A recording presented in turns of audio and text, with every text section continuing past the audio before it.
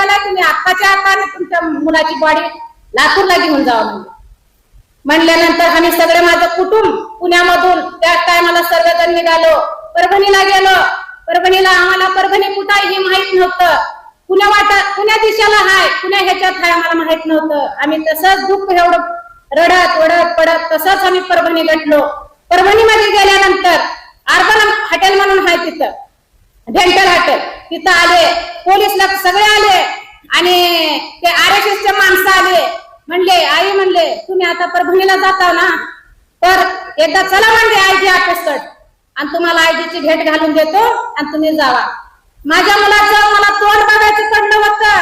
मला वाटायचं मी कधी माझ्या मुलाला पाहिजे, माझा मुलगा मला कुठं भेटत, माझा मुलगा कुठं कॉलेजमध्ये शिकायला, मला माझ्या मुलाला पाहायचे मला इच्छा होते. परभणीला जावं का औरंगाबादला जावं हे मला सुचत नव्हतं. IG ऑफिसला घेऊन गेले. IG साहेब म्हणले आई म्हणले तुमच्या मुलाला आम्ही हात लावला नाही, पोट लावला नाही, तुमच्या मुलाला हार्ट अटॅक आलाय, तुमचा मुलगा हार्ट अटॅकने मरण पावलाय म्हणले, तुमच्या मुलाला हार्ट अटॅक आलाय, तुमच्या मुलाची बाडी घेऊन तुम्ही गावाला जा. माझ्या प्रेमनाथला जवळ घेतला, 50 लाख रुपये देतो, तुम्हा दोन्ही भावाला 2 पोलिसाची नोकरी लावतो असं बोललं तिथला एक पोलीस. आम्ही कुणाचं ऐकना पण आम्ही त्याच टायमाला औरंगाबादला गेलो. औरंगाबादला गेल्यानंतर माझ्या मुलाची बाडी पाहिली, माझ्या मुलाची बाडी काय मानापासून मार काळापर्यंत माझ्या मुलाला काय केलं. माझ्या बंधवानं माझ्या बहिणीवानं असं येळ कुणावर येऊ देऊ नका. माझ्या स्वप्नात येळ आली, कुणी आईवर अशी येळ यायला नकोय.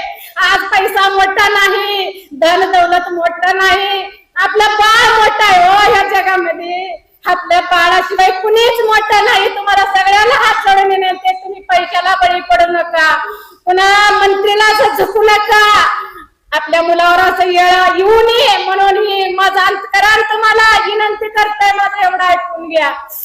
माझ्या मुलाची बॉडी औरंगाबाद मधून इन कॅमेऱ्यामध्ये साहेबाचं इच्छा होतं, इन कॅमेऱ्यामध्ये पोस्टमॉर्टम व्हावं म्हणून. साहेबाच्या बोलण्यावरून इन कॅमेऱ्यामध्ये माझ्या लेकराचं पोस्टमॉर्टम झालं.